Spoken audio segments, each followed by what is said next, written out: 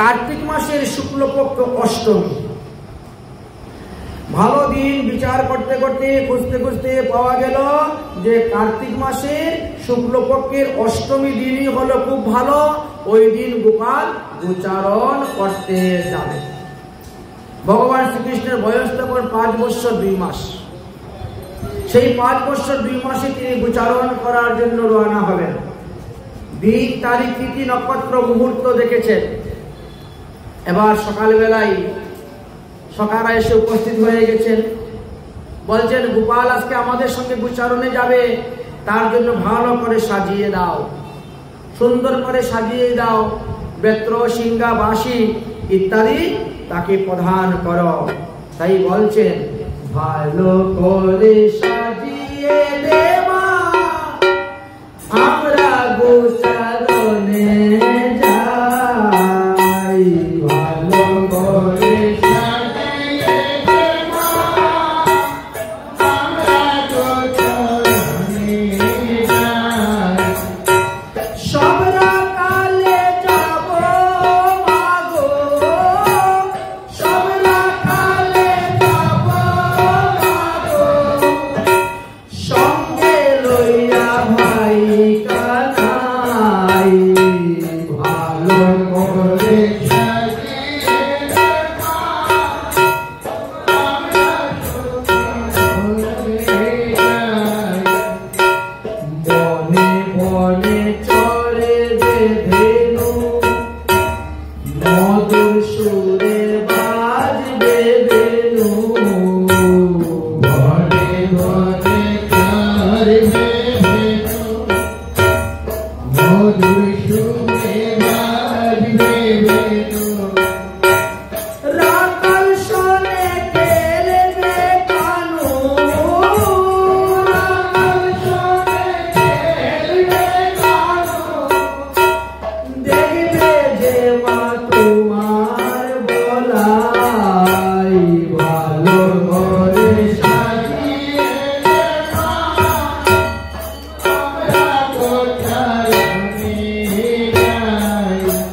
এইভাবে কত কত গান মহাজনগণ রচনা করেছে। বিস্তার বর্ণন করতে গেলে তো সময়ের প্রয়োজন। যাই হোক, মা যশোদা গোপালকে ভালো করে সাজিয়ে দিয়েছেন। গোপালকে সাবধান করলেন, গোপাল তুমি তো ছোট বালক, অত ছোট ছোট গাভীর বাছুরদেরকে নিয়ে তুমি যাও গোচারণে, বড় বড় গাভীদেরকে নিয়ে যাও না। ওই কালো রঙের আছে ধেনু, সেটাই না যাইও কানো।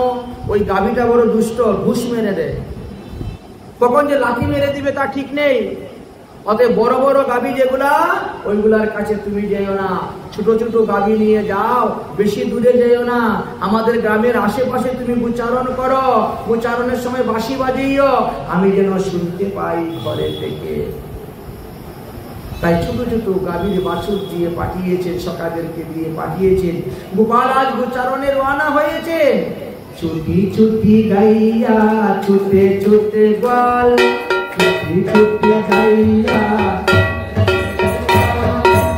ছুটত মেরো মদন গোপাল, ছুটত মেরো মদন গোপাল, ছুটি গাইয়া ছুটে ছুটে গোপাল, ছুটি গাইয়া ছুটে ছুটে গোপাল,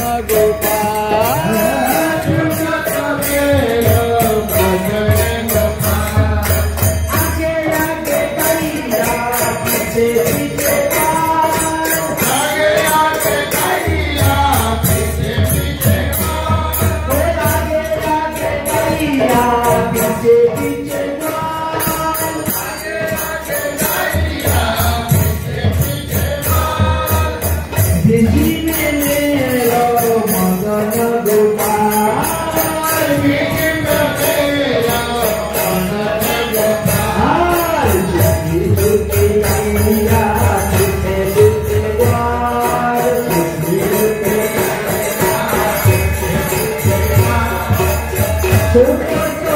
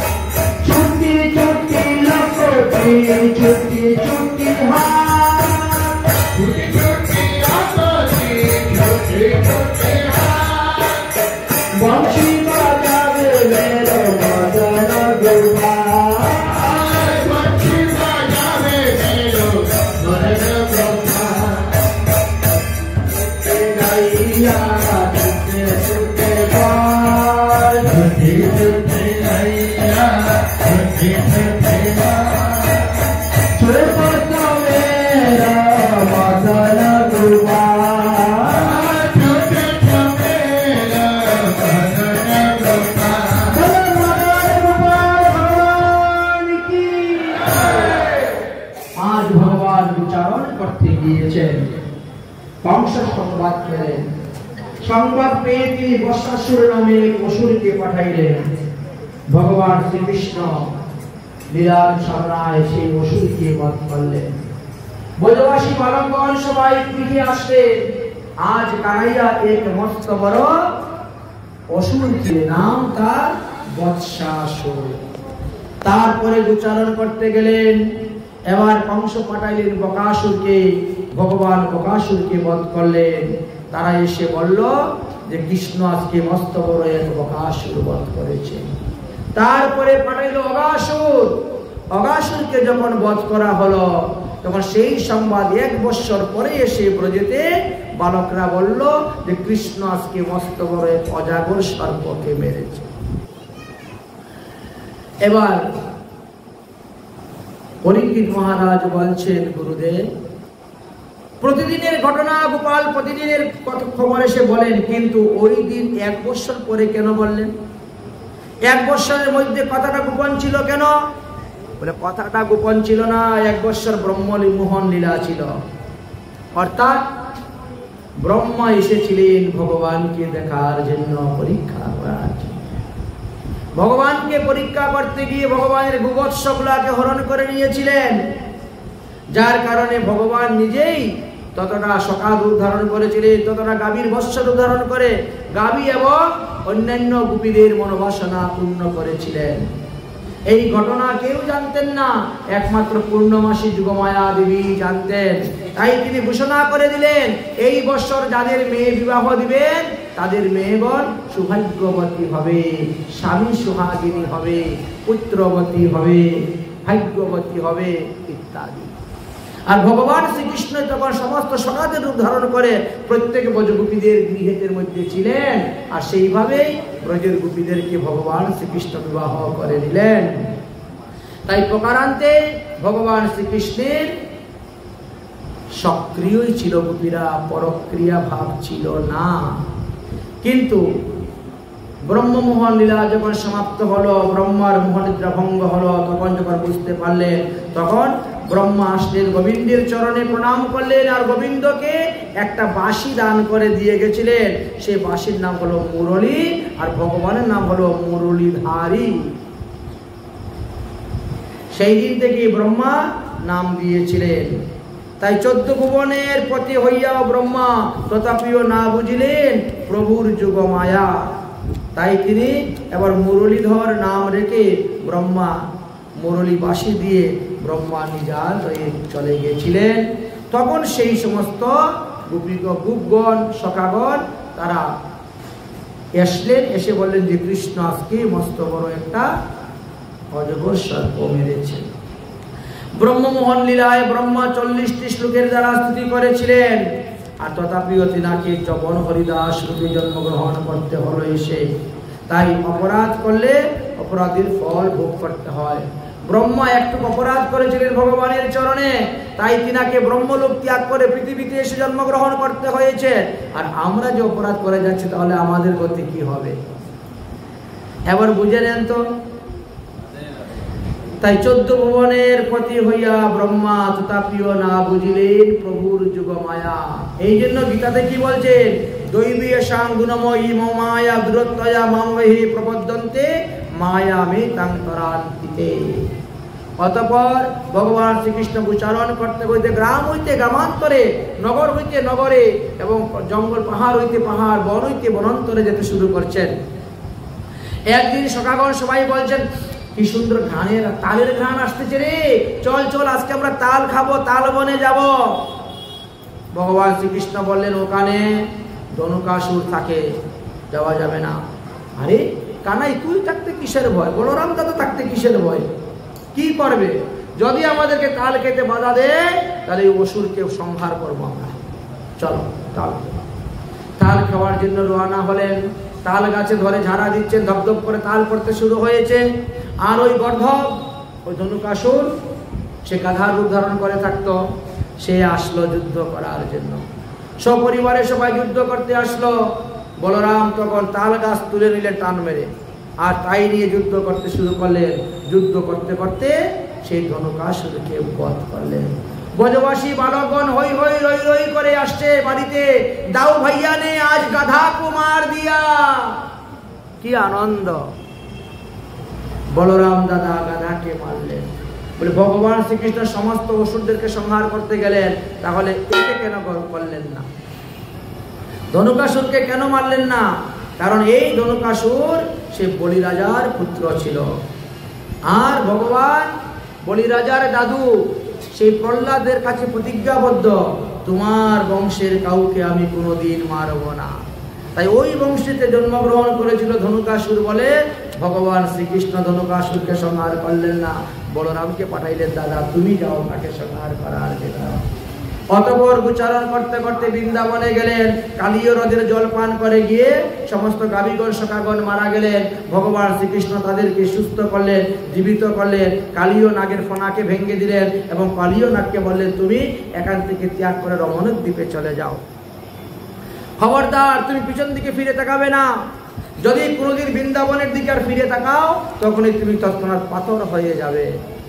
কালীয় নাগ বৃন্দাবন থেকে রওনা হয়েছিলেন, আর 12 কিলোমিটার দূর যাওয়ার পর তিনি আবার ফিরে তাকিয়েছিলেন, তাই এখনো সেই স্থানে পাথর হয়ে আছে কালীয় নাগ।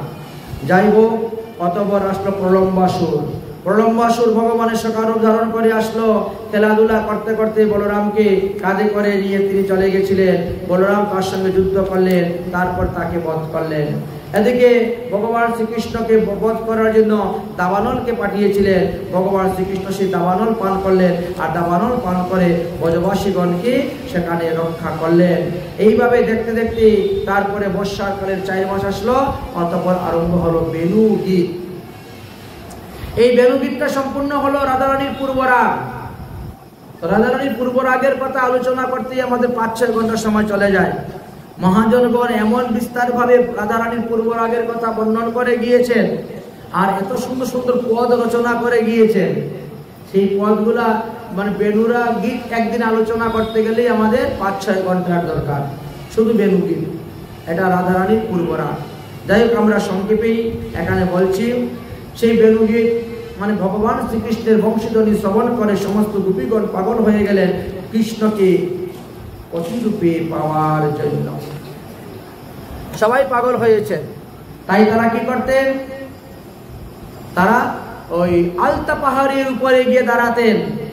ভগবান শ্রীকৃষ্ণ যখন নন্দগ্রাম থেকে গোচারণ করে তিনি রওনা হন আলতা পাহাড়ের নিচে দিয়ে, আর সেখান থেকে তারা কৃষ্ণকে দর্শন করতেন আর মনে মনে বলা বলি করতেন যে আমরা কিভাবে কৃষ্ণকে প্রাণপতি রূপে পাইব, তাকে পাওয়ার উপায় কি।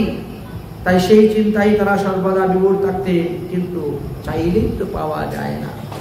তাই বড় দুঃখ, হে হে গোবিন্দ, এই নারীকুলে জন্মগ্রহণ হয়ে আমাদের বড় বিড়ম্বনা গোপীকুলে, কারণ আমরা তোমাকে আস্বাদন করতে পারছি না। বনের হরিণগুলা তোমাকে আস্বাদন করতেছে, তারা তোমাকে দর্শন করে, কিন্তু আমরা গুরুজনের ভয়ে তোমার মুখের দিকে তাকিয়ে থাকতে পারি না। বনে যারা নিম্নশ্রেণী জুনিতে জন্মগ্রহণ করেছে, চণ্ডালাদি জুনিতে জন্মগ্রহণ করেছে, তারা জঙ্গলে ঘাস কাটতে যায়, তোমাকে দর্শন করতে পায়। জঙ্গলে শুকনো লাকড়ি কাটতে যায়, দর্শন করতে যায়, কিন্তু আমরা তো গোয়ালিনী গোপের কন্যা, আমরা তো আর ঘাস কাটতেও যাই না আর লাকড়ি আনতেও যাই না, কোনোভাবেই তোমাকে দর্শন করতে পারি না। যদি আমরা একটা বেনুবৃক্ষ হয়ে জন্মগ্রহণ করতাম, বাস হয়ে জন্মগ্রহণ করতাম, তাও আমাদের জন্ম সফল হইতো, আমরা এই অধরামৃত পান করতে পারতাম। তুমি যেবার বাঁশি বাজাইত, বাঁশির কি সৌভাগ্য, সে তোমার অধরামৃত পান করতেছে, আর আমরা যদুবংশে জন্মগ্রহণ করেও তোমার অধরামৃত পান করতে পারতেছি না। তুমি যদি ফুল হইতে, আমরা তোমাকে চুলের কুপার মধ্যে রাখতাম। তুমি যদি মণি হতে, মাণিক্য হতে, আমরা তোমাকে গলার মধ্যে বেঁধে রাখতাম, আঁচলের মধ্যে বেঁধে রাখতাম, কিন্তু তা তো পারি না। এই জন্য বড় দুঃখ, বড় খেদ। হে ব্রহ্মা, হে বিধাতা, আর এই নারীকুলে জন্ম দিও না। যদি আর কখনো ভগবান লীলা করতে আসেন পৃথিবীতে, তাহলে আমাদেরকে পুরুষ দেহ দিয়ে পাঠিয়ে দেব। তাই ব্রজের লোকে, ব্রজে যারা গোপী দেহ ছিল, তারাই তো মহাপ্রভু লীলাতে পুরুষ দেহ নিয়ে আসলেন, এরাই তো তারা সেই লীলা করেছেন।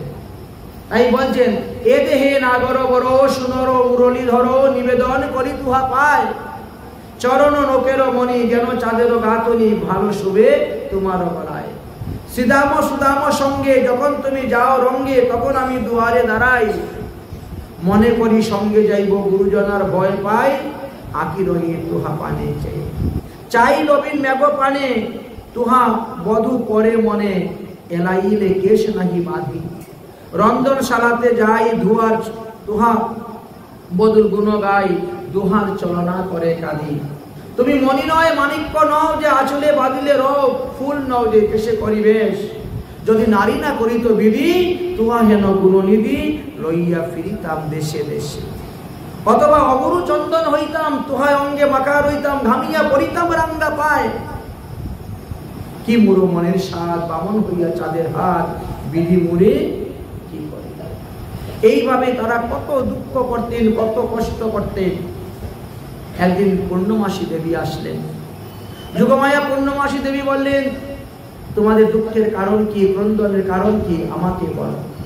তখন তারা সবাই লজ্জা ভয় ত্যাগ করে কৃষ্ণকে প্রতিরূপে পাওয়ার জন্য অনুরোধ করলেন।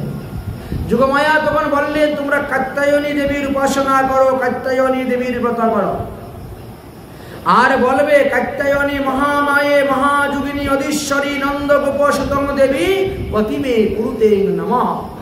এই মন্ত্র উচ্চারণ করে তোমরা কাত্যায়নীর উপাসনা করো, অবশ্যই তোমরা পাবে গোবিন্দকে। এই কাত্যায়নীর উপাসনা করার জন্য বিধান দিলেন অগ্রায়ণ মাসে। অগ্রায়ণ মাসে ব্রত আরম্ভ করলেন। ব্রত করতে করতে পৌষ মাস এসে গেল, ঠান্ডা শীত। ভগবান শ্রীকৃষ্ণ মনে মনে চিন্তা করলেন, গোপীগণ আমার কাছে আমাকে পাওয়ার জন্য ব্রত করতেছে, অতএব তাদের ব্রতের ফল দিতে হবে। ব্রতের ফল দেওয়ার জন্য গোবিন্দ সকালবেলা গিয়েছেন। গিয়ে দেখেন তারা বিবস্ত্র অবস্থায় বসনগুলাকে যমুনার তীরে রেখে তারা বিবস্ত্র অবস্থায় যমুনায় স্নান করতেছেন। গোবিন্দ তখন তাদের বস্ত্রগুলাকে হরণ করে নিয়ে কদম্ব শাখায় রেখে দিলেন। তারা যখন স্নান করে উঠে দেখতে পেল না বস্ত্র, লজ্জায় তারা আবার জলের মধ্যে পড়ে গেল। শীতে ঠকঠক করে কাঁপতে শুরু হয়েছে। চতুর্দিকে খুঁজতে খুঁজতে দেখে কদম্ব শাখার মধ্যে বস্ত্র। আরে আমাদের এই বস্ত্রকে কদম্ব শাখায় নিয়ে গেল। ভগবান শ্রীকৃষ্ণ বলেন, আমি এনেছি। একই তুমি এখানে কেন এসেছো? এখানে মহিলারা স্নান করে, এখানে পুরুষ কেন এসেছো? বলে তোমাদের ব্রতের ফল দেওয়ার জন্য। তোমরা যে 1 মাস ধরে ব্রত করতেছো, অতএব তোমরা আমার কাছে আসো, তোমাদেরকে ফল দিব। বলে আগে বস্ত্র দাও, আমরা যাবো কেমন করে? বলে আমার কাছে আসলে পরেই বস্ত্র দিব। যার যেটা বস্ত্র তার হাতে সেই বস্ত্র দিব, অন্যের হাতে দিব না। ভগবান তাদের লজ্জা, ঘৃণা সব কিছুকে সারালেন, তাদেরকে আনলেন, বস্ত্র দিলেন। তাদের সঙ্গে কথা হলো যে আগামী রাসলীলাতে ভগবান শ্রীকৃষ্ণের সঙ্গে তারা রাস করবে এবং তারা ভগবানকে পাইবে। ভগবান এইভাবে কথা দিয়ে চলে আসলেন। ভগবানের ক্ষুধা লেগেছে, তাই সখাদেরকে পাঠাইলেন, শ্রীবনে যাও, ওখানে যজ্ঞ হচ্ছে, যজ্ঞ পত্নীগণের নিকট থেকে অন্ন চেয়ে নিয়ে আসো। যজ্ঞ পত্নীগণ স্বর্ণতালে অন্ন নিয়ে গেলে ভগবান শ্রীকৃষ্ণকে অন্ন ভোজন করাইলেন। যজ্ঞ পত্নীদেরকে ভগবান কৃপা করলেন। অতঃপর সেখান থেকে শ্রী গোবিন্দ রওনা হলেন বাড়ির দিকে। বাড়িতে আসার পরে দেখেন বিরাট বড় এক সভা বসেছে। বাবা, এত বড় সভা কিসের জন্য? বলে আমরা ইন্দ্রযজ্ঞ করব। ইন্দ্রযজ্ঞ করলে কি হয় বাবা? বলে ইন্দ্র হলে সমস্ত দেবতাদের রাজা, দেবরাজ ইন্দ্র।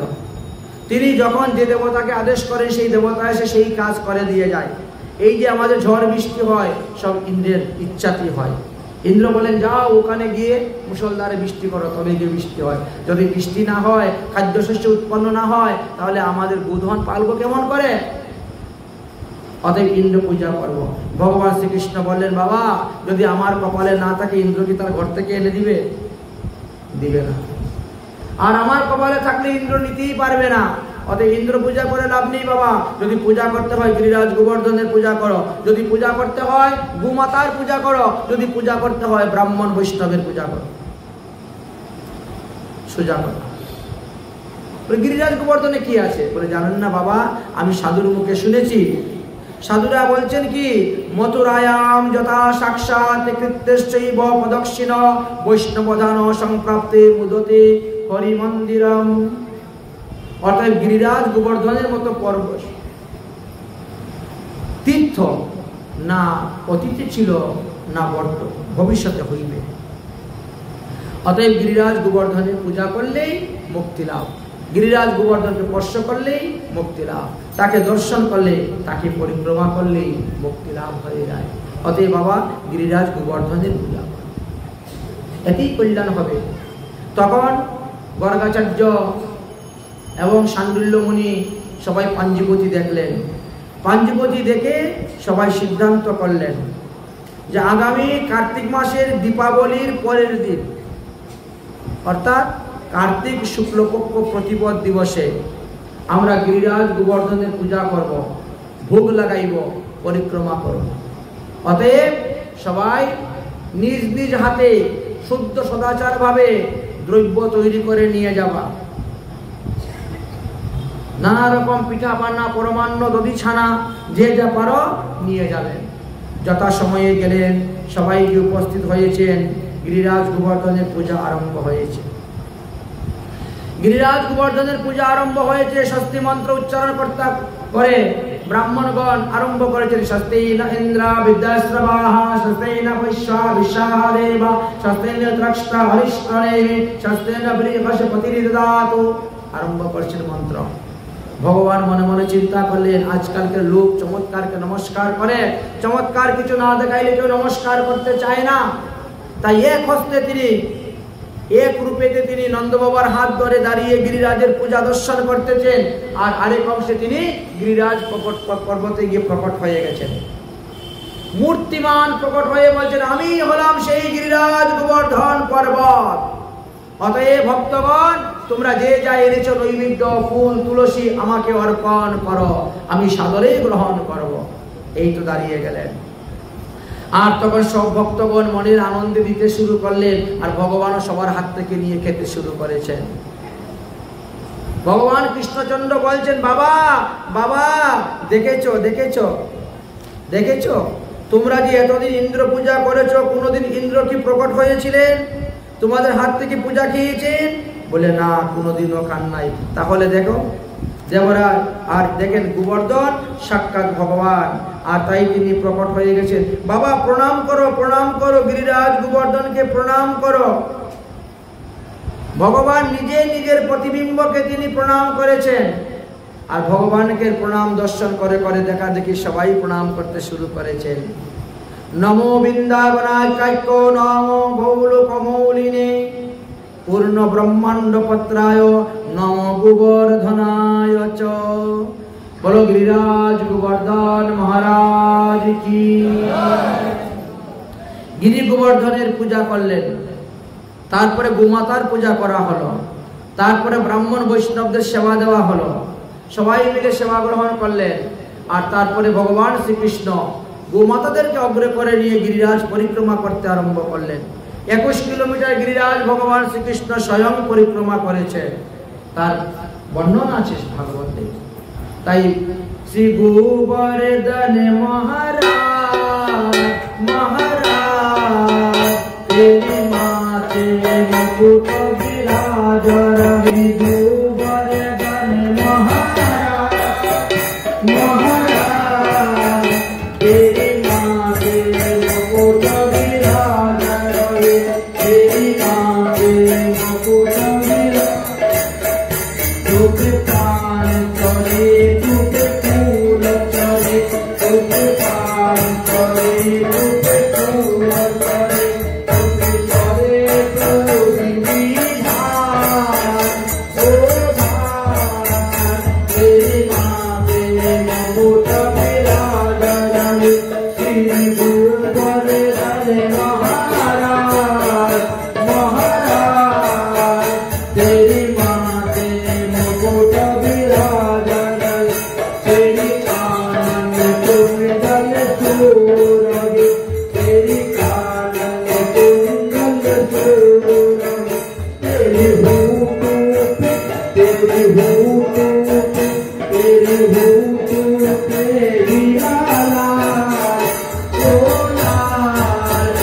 তেরি মাতে মুকুট বিরাজ রবি, শ্রী গোবর্ধন মহারাজ মহারাজ, তেরি মাতে মুকুট বিরাজ রবি, তেরি গলে में रही चंकी माला रवि, तेरी गले में रही चंकी माला रवि, तेरी झांकी ओ तेरी झांकी हो विशाल हो विशाल।